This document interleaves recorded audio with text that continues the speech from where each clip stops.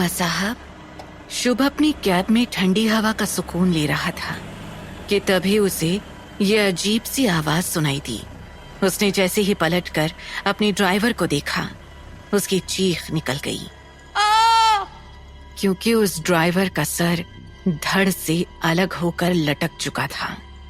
शुभ को यकीन नहीं हो रहा था कि जिस ड्राइवर की लटकी हुई गर्दन उसने अभी देखी है, वो एक खूबसूरत और बेहद ही आकर्षक लड़की बन चुका है। तुम कौन हो? हा? मैं वो हूं जो खुशी देती है। मतलब आप नशे में हैं और नशे को नशा ही काटता है। ओह शिट, मैंने भी कुछ ज्यादा ही पी ली थी लगता है। ये ड्राइवर लड़की ही है। तभी माया पीछे की सीट पर जा पहुंची और शुभ के होंठों पर अपनी जीभ फेरने लगी।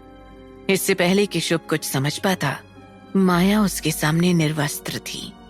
खूबसूरत जवां कमसिन बदन देखकर शुभ के सोचने समझने की शक्ति खत्म हो चुकी थी और वो मिठाई पर चिपकी हुई किसी मक्खी के समान माया के जिस्म से चिपक गया और उसका यौवन चखने लगा।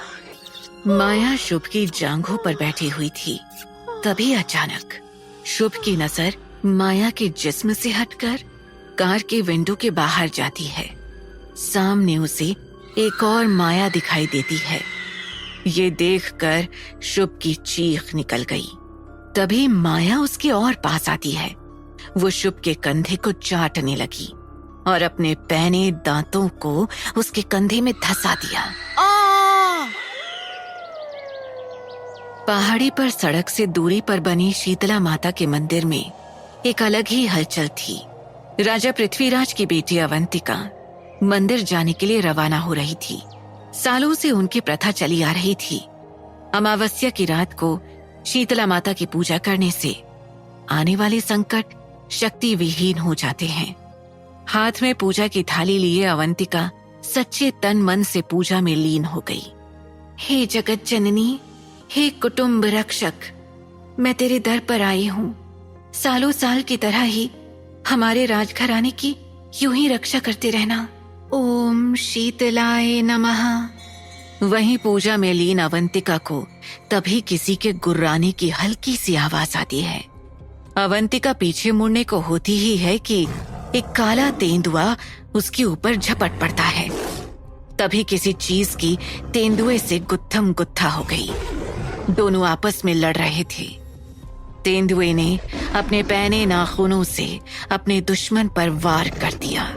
बचाओ, बचाओ तेंदुआ। कुछ पलों में ही मंदिर के कुछ लोग और पृथ्वीराज गन लेकर आ गए और उन्होंने उस तेंदुए को शूट कर दिया। लेकिन दूसरी आकृति वहीं पड़ी रही।